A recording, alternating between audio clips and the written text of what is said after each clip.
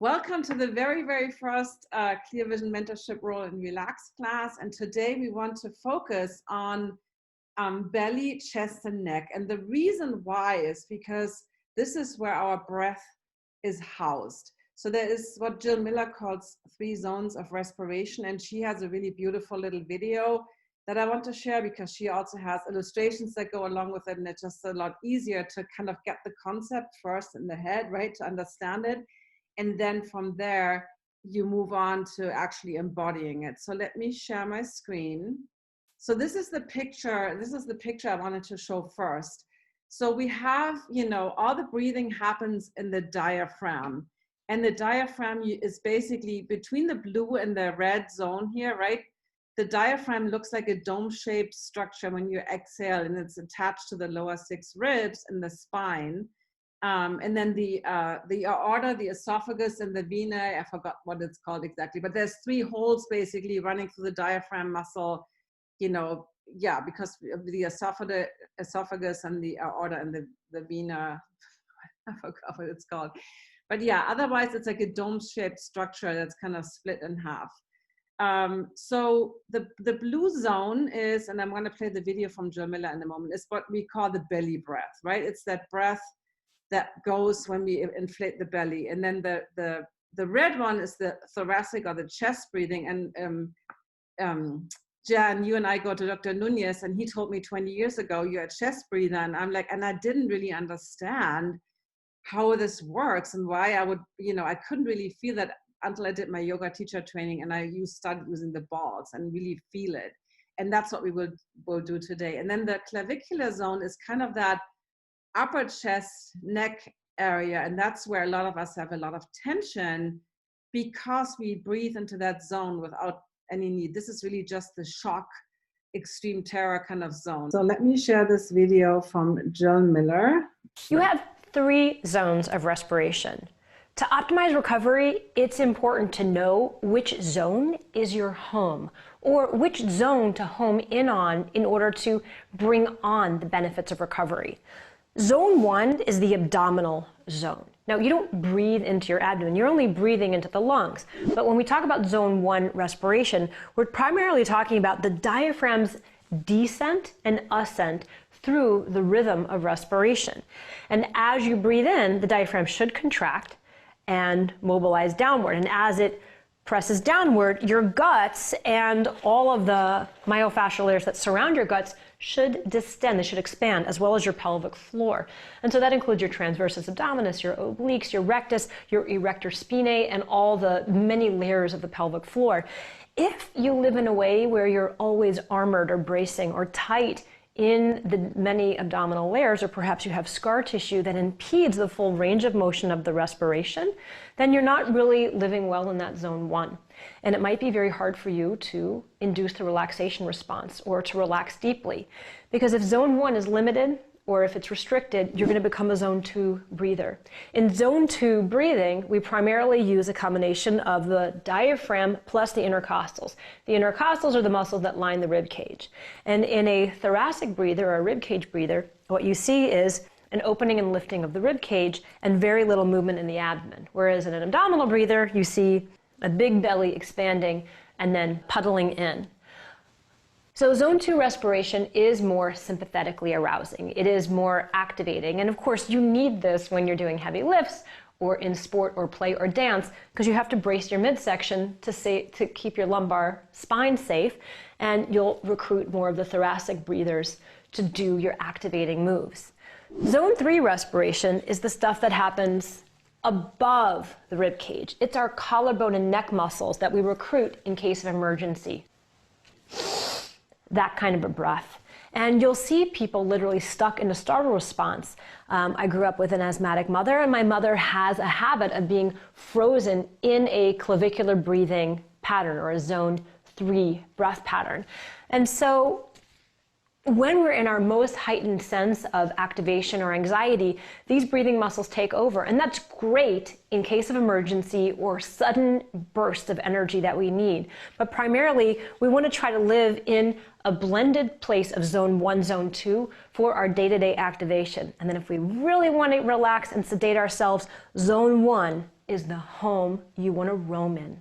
Okay, so that was I think it was a great explanation by Jill Miller. Are there any questions before we begin exploring or embodying this? Are there any questions that you guys have about those three zones? No? Okay, so I know that you, Jan, need to be on the wall or in a chair. So you can definitely do the seated. What I wanted to start with, and I'm going to do it on the floor, but you can absolutely do the seated, is kind of explore the different zones, right? So either sit in a chair or you can lay down on the floor. That's what I'm going to be doing, like laying down. And so either way is fine. And then just put one hand on your belly, one hand on your chest, and basically just breathe normally. Don't make any effort whatsoever to breathe in any other way. And I like to use the sankalpa, like an affirmation or so, you know, something you can remind yourself of my breath is my home. My breath is my home. So as you breathe, just notice you're not trying to do anything. You're just breathing normally.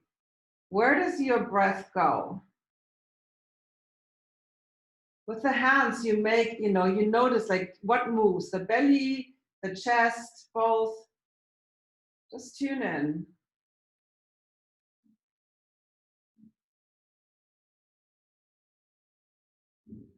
Okay, so you observe where your breath goes.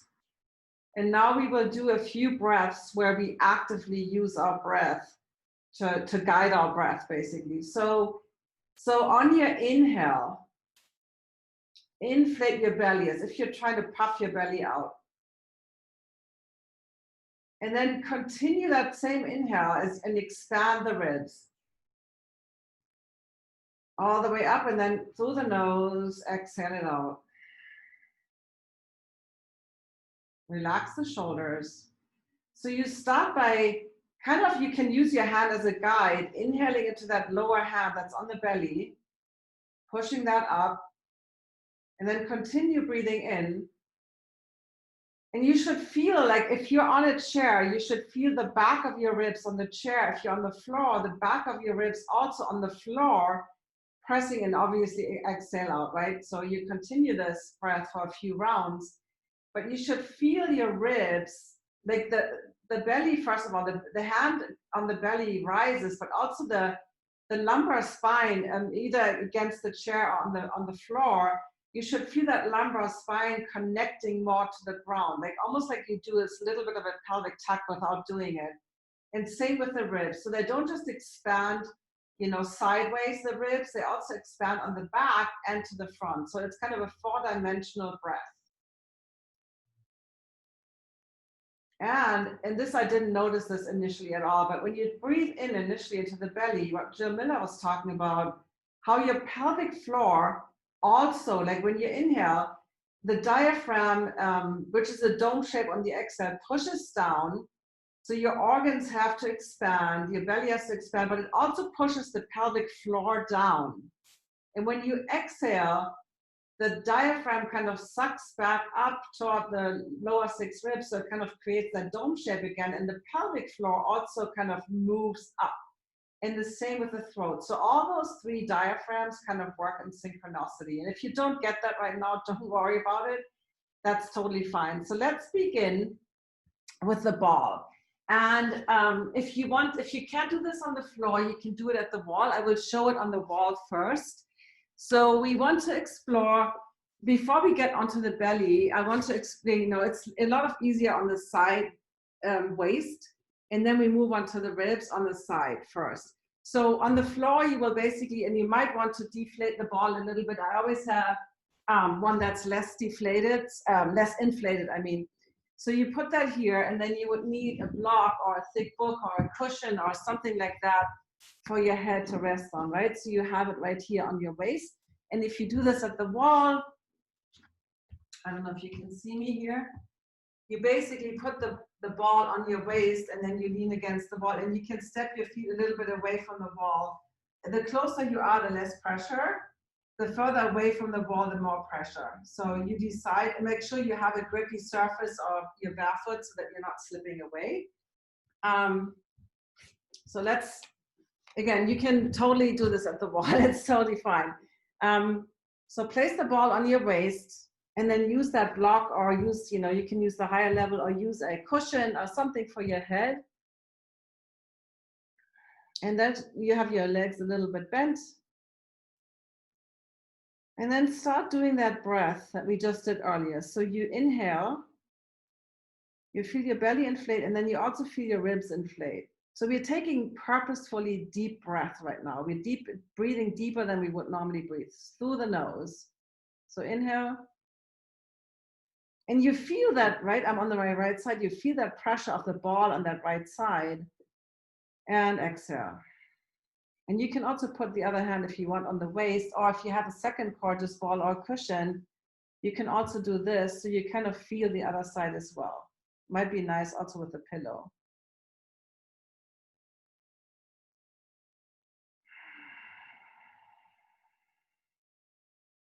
So breathing in and out through the nose.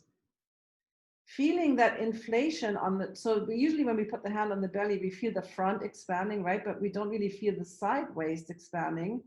So with the ball, or the, you know, the other, you can also just put a hand here. You notice the side.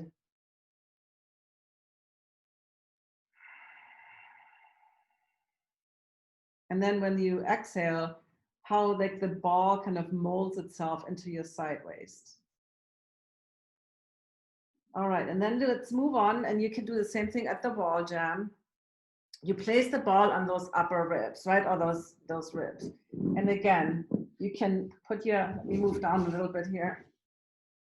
You can, I like to put my head on a block or a cushion. So you don't want to be here, right? You don't want to do this. You want to make sure that your head and your neck is in line, like so that your head is kind of on a, so actually I need to put the block on the medium height so that my neck is kind of in line with the spine.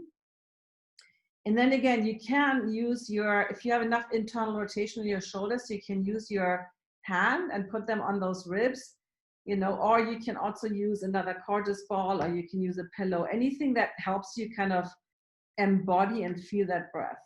And then we continue. So continue breathing. And now really focus on that chest breath. Like you always inhale into the belly first, that, you know, but really, and then relax. But notice if you do this automatically, right? There's a tendency. So relax the shoulders, relax that upper, lower arm too. And if you have the hand here, you know, you can use that hand also to kind of help you. So on the exhale, your ribs rotate downwardly, right? So toward the midline. And when you inhale, your ribs spread and rotate externally. So feel that.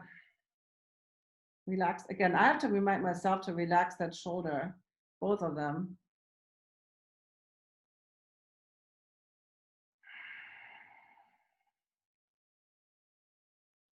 One more.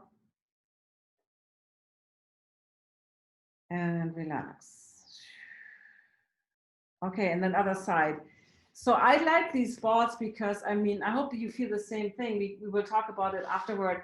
And if you have any questions, just unmute yourself. If you watch this live, if you participate live.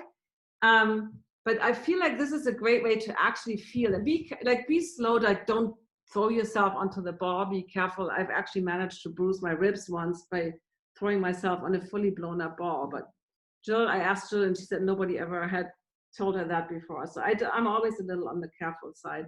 And again, you might have to, you know, have your ball like 70% inflated. So my ball right now is on that waist between the pelvic rim, right, your pelvic bone and the lower ribs. So there's this space, and it varies in terms of how big it is. For us, I have a pretty long torso, and some people with a short torso might have less of that. And then start breathing again. It's nice to have a hand on that other side of the waist to notice what's happening. We're taking full deep breath abdominal thoracic breath, what Jill was just explaining, but right now we're feeling the abdominal part. Or you put another ball or a cushion or something here.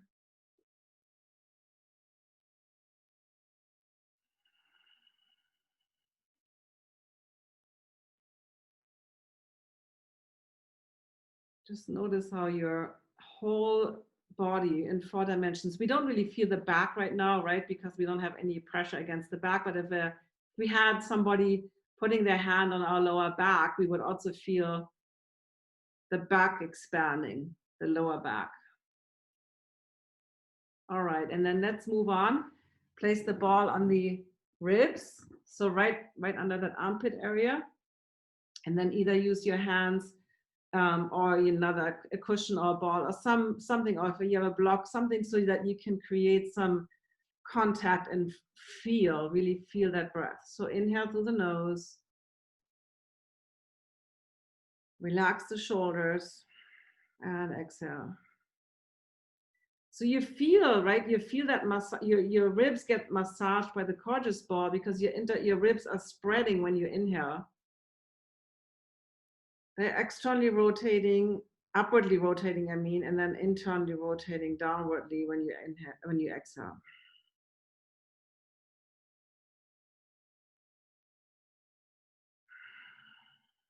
And again, notice if you have a tendency when you do that deep breathing to do, I'm extremely overdoing it. But right now, if you have a tendency to shrug those shoulders, one more time.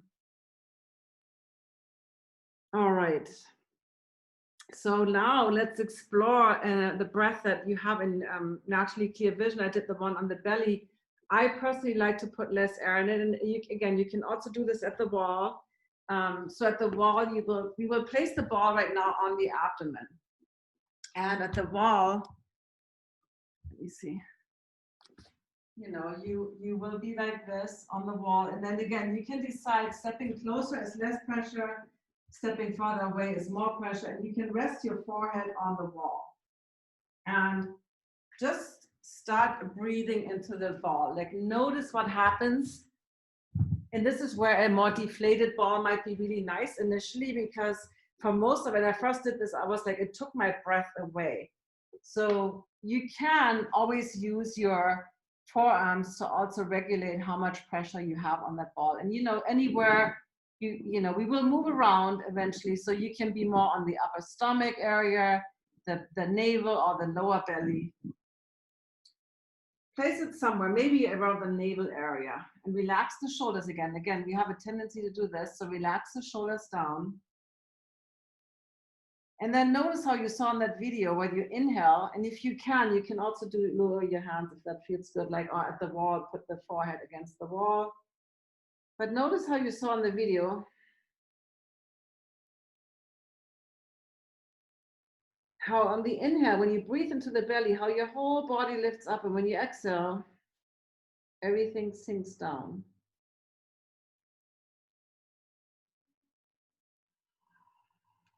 At this point, really I want you to focus on that abdominal breath. So try to not breathe into the chest and really focus on just breathing into the abdomen, the belly. And then so I'm going to show you one more contract, relax breath. So breathe in and fill your belly up, inflate your belly. And then hold the breath, tighten your abs, like really squeeze as if you're doing crunches, relax the shoulders, and then exhale, let it go. So this is called PNF, and I'm totally blanking on it's an acronym, but it's basically tightening the muscles will often help them relax more. And you can find, let's roll around a little bit on the belly, explore the other areas, maybe the upper stomach, and just see where you feel the most tightness. So for me, it's often the upper belly, the stomach area versus the lower one. And so pause anywhere along your abdomen. And then do that again. Take a deep breath in, into the belly, and then tighten, hold the breath, tighten, tighten, tighten, and then exhale. So belly breathing, longer exhales, and a little pause between the breath is actually creating that relaxation response Jill was talking about in that video I showed at the beginning. And then you can also, I've shown this in Naturally Clear Vision, you can also put the ball directly on your skin and you get a little bit more of that grippiness. I really like that. You can do the same thing with the waist in the beginning. I didn't share that. You can always, it's really nice against the skin. So roll around a little bit, maybe to the lower, and make funky sounds. And then find another area where you want to do that contract, relax breath. And you can stay here, you know, much longer. Relax the shoulders, tighten the abs, squeeze, squeeze, squeeze, squeeze, and then and you might notice that if you do this bracing, which I definitely did, and the bracing, again, like Jill said at the beginning, if you exercise, you want to brace your core, right? You want to turn the core on to stabilize you. But when we're sitting, let's say at our desk, and continue that breath with contract, relax or not, of course, we're always doing a little bit of bracing, but by holding our torso upright, but there is no need for that, you know, frozen abdominal area. And then all the breath goes into the chest. Okay. And this is another thing I showed you in Naturally Clear Vision, but, you know, just spinning around on the ball, on the skin, really gets you that shearing. You can do that at the wall too by, at the wall, you obviously can't spin your body, but you can spin the ball. So you're at the wall and then you can't see it that far, but you basically you turn the ball against your skin and then you press it against the ball. So you wind up the ball versus on the floor, you wind up your body, right? You have the ball against the belly and then you turn your body around. So you do that same winding up motion that way. And then you do a little bit more contract, relax here. And relax. I usually like the belly is an area I'm doing every day because it's so easy to get, you know, mental strain also, like, you know, our anxiety, our fears are often stored in the belly. Like that's why we brace. We have that kind of solar plexus holding onto. So that for me, this is an area I have to check in every day because it's so easy to not notice. So again, explore other areas, you know, maybe wind yourself up in the other direction. You can also add more stretch by doing a little bit of a lifting up. So you're stretching your superficial fascia, the skin in the belly a little bit more, and not stretching in a bad way. Yeah, right. None of us wants a more flabby belly as we age. It's just, all right. And again, what we did in the beginning, this is also really nice to do with the bare skin against you because you get that little grip and, you know, that you don't have with clothing. So let's see, what else could we do on the belly? I think that's pretty much it. You can spend a lot more time here rolling on the balls. What I do, and I'm going to show this to you, because Dr. Nunez, Jan, and I have the same chiropractor. He does a lot of work with his, you know, hands or fists on the belly. And I used to be so frozen that he couldn't even touch my belly. I was like immediately like that. And now I recognize that when it's really hard, that's when I'm like stressed out. And what I do to simulate what he's doing, this is something, I use the alpha ball. I don't think any of you have that, but that's kind of the biggest solid ball. And I sometimes just use that and just roll on my abdomen too. So I really like, that's more firm where you really kind of get into some knots. But that definitely start here. This is more like an advanced technique that I'm doing when I'm feeling like there's a knot I need to work on. You can also, you know, if you have a tight belly, what I like to do, palpate yourself, right? So what we did in the beginning with the hand on the chest and the belly, you can also just kind of, you know, massage, like just kind of grab your tissues and see what's happening here. You know, can you, for instance, you know, this is hard to do on the side. On the exhale, can you go in underneath your ribs? And I notice, for instance, on the right side, it's tighter for me. So just massage your belly a little bit and notice if there's here on the right side, I have some tightness. So you can always use your hands too to massage your belly a little bit. And now I want to show something. You can do this seated too, and maybe you would lean forward a little bit, but just like a little bit of an introduction to something called a diaphragm vacuum. And I'm just recently learning this, and I'm still not a master at it. But it's basically a way to really massage your diaphragm from the inside out. And the basic technique works in a way you take an inhale, right? And you can't talk while doing it, but you take an inhale and then you exhale completely. You can even imagine blowing out some birthday candles. So you really get all the air out. And when all the air is out, you spread your rib cages. If you're trying to take a deep breath into your chest, but you're not breathing in, you're just spreading the rib cage. So it looks like, let's see. But when Jill, I can show you a video from Jill, you see it a lot better when she does it. But you exhale everything out.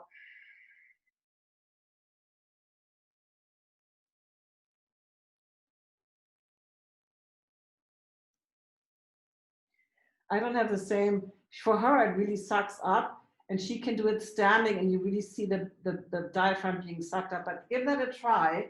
The belly is completely relaxed doing that. And again, I'm still working on this. Another way to do it is to lift up into the bridge, but let's try this again. Let's try this a couple of times. Just even don't worry so much about if you do it right. You take a normal breath in, and then you exhale everything out. And at the very end of your exhale, you pretend to take a deep breath in and spread your ribs. And then you see this hollow, you basically have a hollowing of the abdomen. So you, again, this is something I'm still working on. I'm going to share a video in the group from Jill Miller where you really see how it's done. She also teaches it like leaning forward, but she has such a flat belly that you can see it better. It's a great way to massage the diaphragm with your breath versus, you know, the ball, because with the ball, you can't really get into the diaphragm. You can massage your rectus abdominis, all those abdominal muscles, the transverse abdominis, you can massage those, but you can't really massage the diaphragm, right? Because it's inside your body. So let's just do a little bit on the back, on the upper back with the cordis ball. So you place the ball here, and again, you can do this at the wall, Jen, no problem. And then just move around, you know, at the wall, you bend and straighten your knees. And this is what I love to do here. This is a little harder to do at the wall, is winding yourself up so you get that nice, and this is best with no clothing, but you get that like nice grippiness of the ball. Oh, it feels so good. And then maybe wind yourself up a little more. On the wall, it's definitely harder because you would have to have somebody else wind you up. Breathe.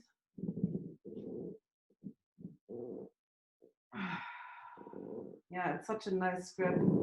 Or just moving around, and you can also just really move around as you breathe in all directions on this ball. Really, I know the sound is always.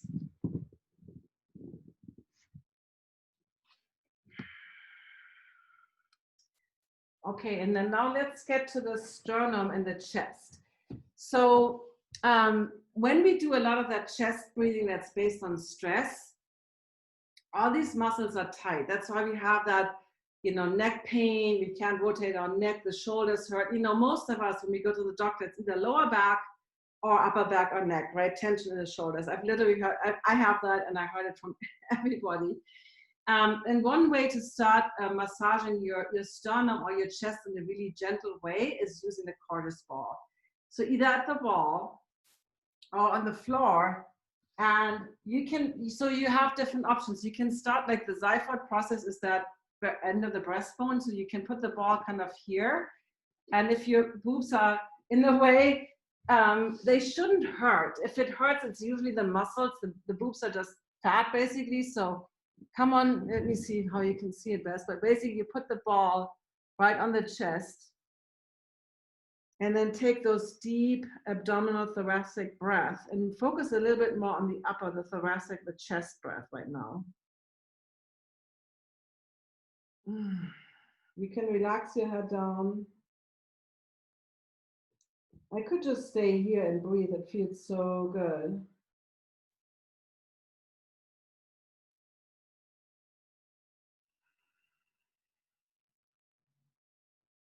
And you can also, you know, like again, this only really works on bare skin. You can rotate that ball a little bit, do that little bit of a spinning motion.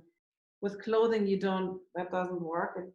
You know, that's why I do these things naked when I'm by myself in my home. I don't really, you know, because you get that maximum grip. And if you feel any tightness there, I do feel a little bit of tightness. And so that's, I'm like, okay, I guess I was doing a little bit of chest breathing, that stress breathing. That's, you know, it could also be from exercise if you really exerted yourself and you just used a lot of those muscles. And then maybe go a little bit to the side. So the pectoralis area. So you're now a little bit crooked and you can breathe onto that side, into that, like I'm doing the left right now. Relax the shoulders. And then, you know, moving to the right.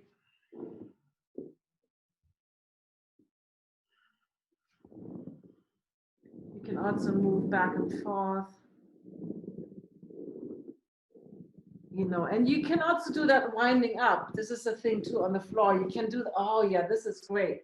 So you have the ball on the chest versus trying to move the ball. Again, this is not possible at the wall, unfortunately. But wind you, so you have the ball on the chest. I have it like right now more here on the chest. And then you spin your body when you're on the floor. You spin your body, so you're winding this up. Oh my God, isn't that nice? Breathe. Relax any part of your body that you don't need. You really, because the floor, if you're on the floor, it's, you know, you're more supported. On the wall, you have to hold yourself up, but relax any part that doesn't have to be in any way engaged. And then if you're on the floor, go the other way, wind up the other way. Oh, this is such a great massage because those chest muscles, even if you get a massage, usually nobody massages you there. Especially in America, it's like, you know, Dr. Nunez, he works on your pubic bone and he's like, you know, he works on all those bones where you're like, yeah, it's interesting to me how in America there's such a weirdness about body parts. But anyway,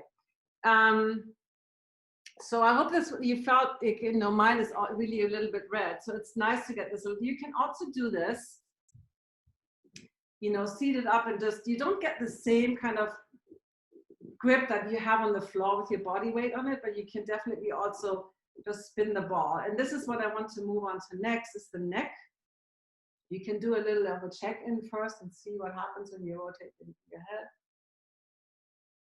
My breath is my home. That was our Sankalpa, or our guideline today.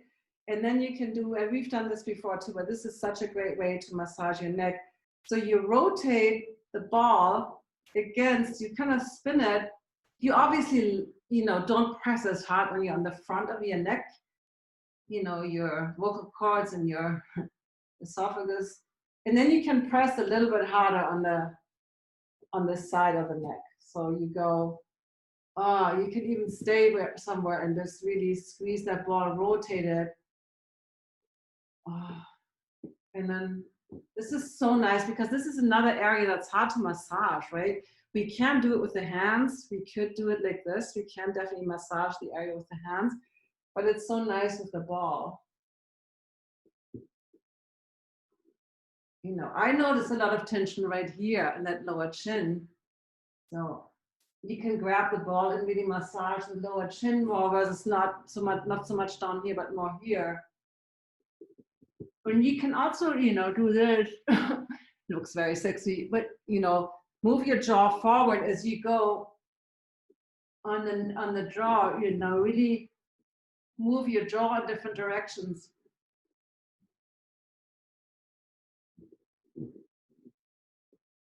You know, especially if you move the jaw forward, you get that stretch here. There's a big muscle called the platysma. It's like this flat sheath that goes all the way to the neck right here. And if you do this, you know, you stretch that area even more. Don't forget to breathe. Yeah, this looks very sexy.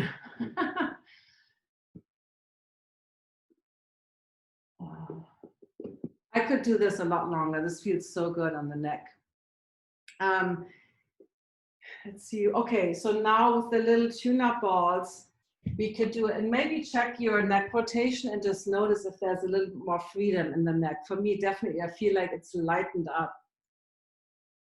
And then you can do with the little tune-up balls and the seated position, you can, we've done this before too. I recommend using the other hand, and you basically put the ball behind the ear, and then you spin it, you wind it up. Oh, wow. And you hold it. So you relax, really relax the shoulders. So you press the ball against, so you wind it up, and then you hold it. You're not consistently moving it. You're just winding it up. You're grabbing those tissues, and then you're turning the head into the other direction. So you can always add a little movement here. Yes or no if you want. So it's just, and you can do it quicker, right? You can wind it, hold it, let go. And then we will do a little spot on the door jam right here, because this is usually the area where you have a lot of, this is the Eva Karin, I think you missed this beginning. I showed a video from Jill Miller. I have to re-record it because the video turned upside down and stuff. But basically, this is the clavicular breathing. The breathing zone up here is really that like shock breathing that a lot of us are frozen in this breath. And this, you should always, the relaxation breath is down here. The active, sporty, lifting, you know, breath is up here in the chest. And the shock breath is in the neck, and then do the other side. So you press the ball and then you wind it up. Oh, and you turn the head in the other direction. So I'm doing my right side, using my left hand, turning my head to the left. And the more you turn it, the more of a stretch you get. And then reset the ball and wind it up again. So you spinning the ball against the skin.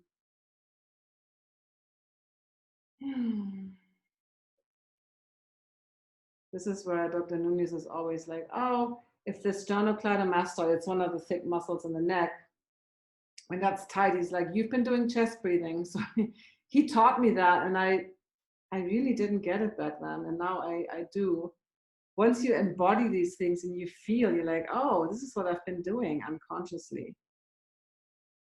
This feels so good. I also like to do this on the floor, just showing you, and you have this in the naturally clear vision course too, but you can also do this on the floor with the ball, and just, you know, this is a little bit more, you can just relax, and you can wind up the ball here too, and just rest your head. So you have your whole head weighs about 10 to 12 pounds.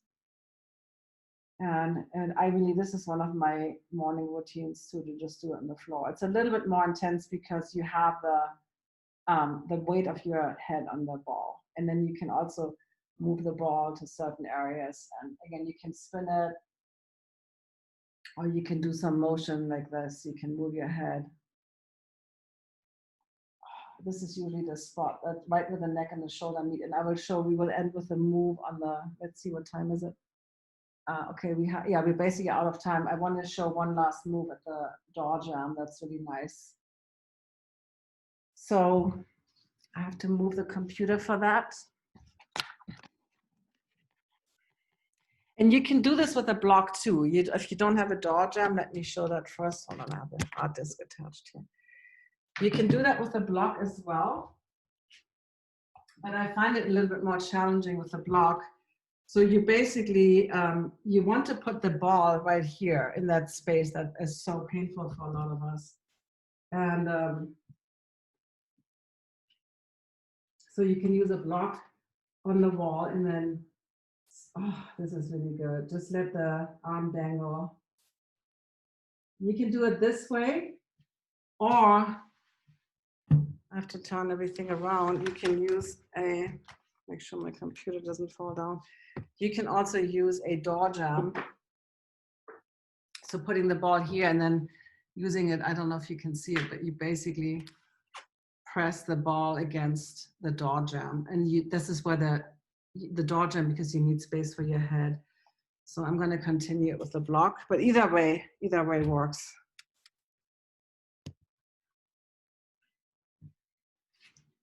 And again, the lower, so the higher up you are, the less pressure. The lower, if I would come toward more perpendicular, the lower I put my torso, right? The more I press into the ball, the more intense it gets. So now, and it's a nice stretch for your back calf. I don't know if you can see that. No, you can. So I'm in this kind of runner's lunge position. So it's a nice way to stretch your back calf as well. But I'm going to come up a little bit higher here. Oops, chopping my head off. Okay. And placing the ball there. And then you can just breathe. You can move your head. That creates already a lot of stretching. You can also extend your, I'm doing my right side, my right arm backwards. Don't forget that breathing into the belly. And you can put your hand on your back. Oh, this is so good. And then do the other side. This is also one of the things I used to do daily, and now with my self-care at home, I haven't been as diligent, but yeah, so squeeze against this, let your arm dangle, and with the block, you have to kind of hold the block a little bit. That's why I like the door jam better. You have to worry less about maneuvering all these things around. And then relax the shoulders. You can always start by moving your head, yes and no. The no usually hurts more. Or you can add any motion with your arm. Okay, you know, you can stay here for much longer. Oh yeah, no, there's one more thing I wanted to show you guys. So there's a lot of ways, a lot of us, it's not just loosening the neck or the tight neck muscles from that chest breathing, it's also strengthening it. And we will do a whole, I will definitely do more on this in the future. But one thing that's kind of nice to do with the cortis ball is you put the cortis ball between you and the chin, right? So kind of you put it right here. Inhale and then exhale and then lift up and squeeze your chin toward your chest. Inhale, relax. Exhale, squeeze. Relax. And one more time. Squeeze on the exhale. So this is strengthening the front of the neck, right? A lot of times we have all this tightness, but we also want to strengthen the neck. So that's just one of the things. And then let's finish coming back onto the floor or the chair, wherever you started. Placing one hand on the belly, one hand on the chest. My breath is my home. And just notice if you feel a little bit more freedom in your breath. If you maybe your abdominal breath, your belly breath is a little bit more pronounced. Just check in, relax the shoulders, just notice. If anything has changed, you can do this seated. All right, and then let's roll over, come up. And we have a few minutes to, if you have any questions or any shares or anything you noticed, and I will fix the recording with the correct video in the beginning. All right, how do you guys feel? Any shares? Yeah, I feel good. I'm sorry I missed it. I was in Stockholm and stuck in a car queue. Oh no. So that was why I was late. But it actually is good that we're so few because you cannot hide. Notice if I'm here or not. So that helps. But any observations, any areas where you felt a lot of tension or where you feel like, you know, things have changed or you feel like a difference afterwards? Yeah, I feel difference, and I know I'm tense in my diaphragm. So, and also I have had a tension in my neck on this side for a while, and that was really good with the ball. Yeah.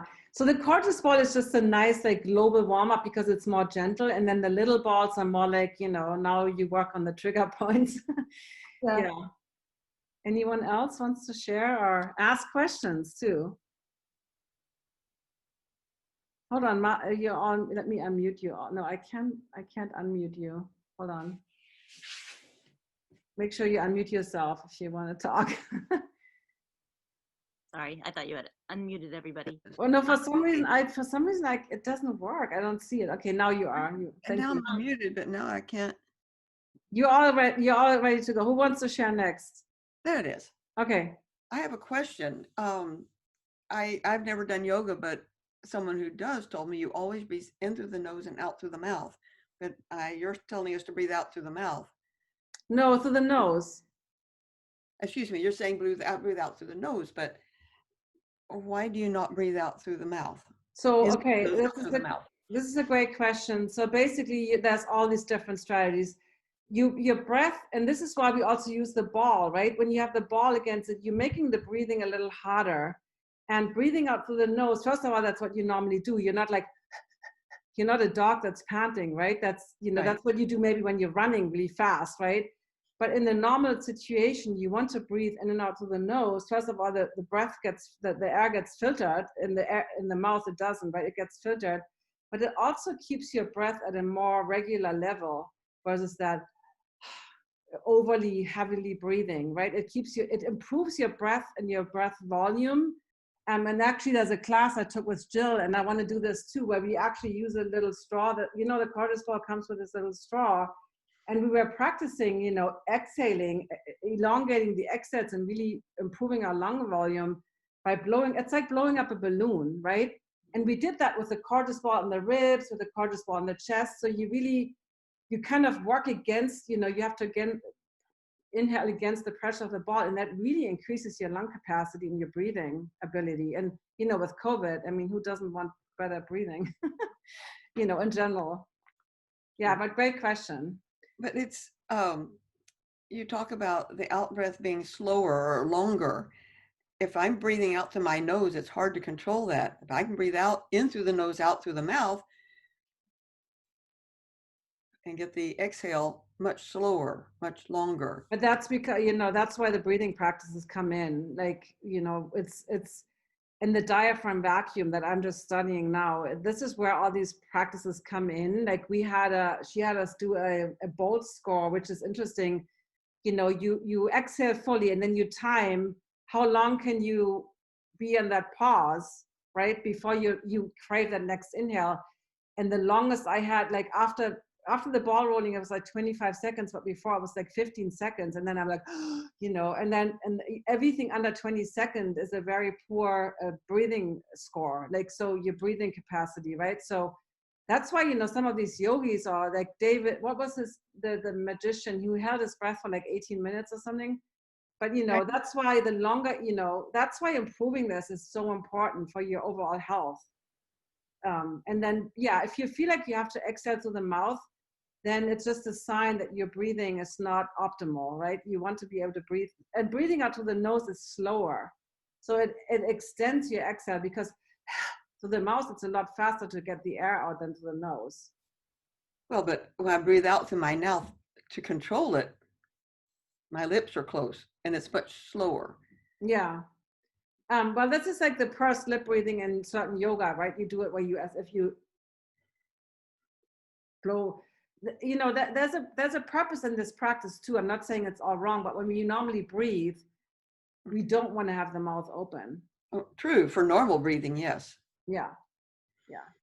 And if you run, if you exhale, if you're really like, but even then, how fast are you panting? How fast do you, need to breathe out through the mouth, or breathe into the mouth, especially? Can I say something? Yes. There's a Swedish guy, and he teaches about conscious breathing, and he showed that you don't have to breathe with the mouth at all, even if you're running, if you have strengthened your capacity. So he ran a half marathon with tape on his, what do you call it, duct tape on his mouth, just to show the point that you could actually have really good lung capacity, and you breathe through your nose, and it cleanses the air, and it makes all kinds of things, because you have all these, whatever it is, nerve cells or whatever, that talks to the body. So it is beneficial in a general sense to breathe through the nose. And of course, there are other things that happen when you breathe out through the mouth, of course. And I'm not an expert in this. I just want to share that. Yeah, from what I know. I'm still learning a lot too, but I know, you know, in yoga, we always say when your breath becomes strained, you're going too far, right? When you start like, or you're holding your breath, that's a sign of like you're doing too much. So you remember how good vision is all about effortless and ease. And the better your breath, the more your whole system can be supported, and your vagus nerve, the relaxation response, right? Like the more you strain, the more you're in that arousal state, in that stress state. And every inhale is an arousal. Every time, like, you know, you inhale, that creates activity in the body, and the exhale is like the calming. And we actually have a different heart rate. On the inhale, the heart rate is faster. On the exhale, it's slower, and that's called heart rate variability. And the bigger the difference, the healthier you are, right? There's a point where it goes too low on the exhale, and that's when you can faint. I mean, that's obviously, you don't want to drop to the heart rate so slow that you're fainting. But for improving your health, increasing that vagal tone, it's also known as vagal tone, that difference between the heart rate on the inhale and the exhale, the bigger that is, the healthier you are. So, you know, it's super interesting. I mean, there's so much to learn about it, but thank you for your share, Eva Karin. And I think, Martha, you wanted to ask something too? No, I was just going to say that after I like the neck work a lot because I have a lot of tension in my neck, and I felt like a lot of, I don't know, energy or blood flow or something definitely increased. It was nice. Great. Yeah. So the gorgeous ball is like, you know, it seems like this like innocent little ball, but and I know, Eva Karin, you don't have that gorgeous ball, but what's nice about these, they're super grippy, right? So they kind of stick to your skin, and that's why you get that nice little, you know, massages. If you would do, like, it's kind of as if you would do this, right? With a, like, you know, that, unless you have oily hands, it doesn't work, but yeah. Yeah, I understand what you mean. And that's why I recommend when you work out, like, don't put lotion on you. Like you say, you do the face, or whenever we do whatever area we're doing, don't put lotion on. When we work, let's say the next week in the Clear Vision Club, we do like neck, face, and head. You know, I know I have dry skin too, but put like as little lotion as possible, because you get more of that grip versus like, you know, everything slipping away. Great. Yeah, I will share that video with Jill Miller. I will put it in the Facebook group, and then I will also fix this recording. And if I can't figure it out, I just put the video separately. It's a really short 2.5-minute video explaining what she calls the 3 zones of respiration. And our home zone should always be the belly, really. And I don't know if any of you notice, when you inhale into the belly, how your pelvic floor also kind of moves down. It's very subtle, but it's all these 3 diaphragms, like the throat, the actual diaphragm here, and the pelvic floor are all connected. So when you inhale and the main diaphragm pushes down, right, your pelvic floor also moves down, right? And the throat also moves down. And when you inhale, it moves up. So the little diaphragms that we have in the different parts of the body, they're kind of all orchestrating, working together. And it's very subtle to feel the pelvic floor.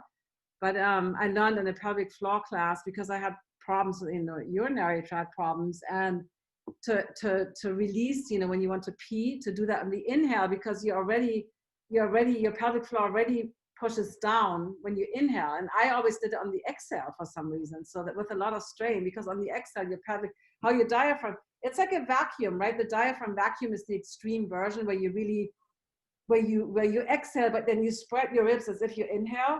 So the diaphragm really gets sucked up into the ribs, and that moves the pelvic floor. That's the extreme, but even on every exhale, the pelvic floor moves up a little bit. It's like subtle. It's not like, you know, a huge movement.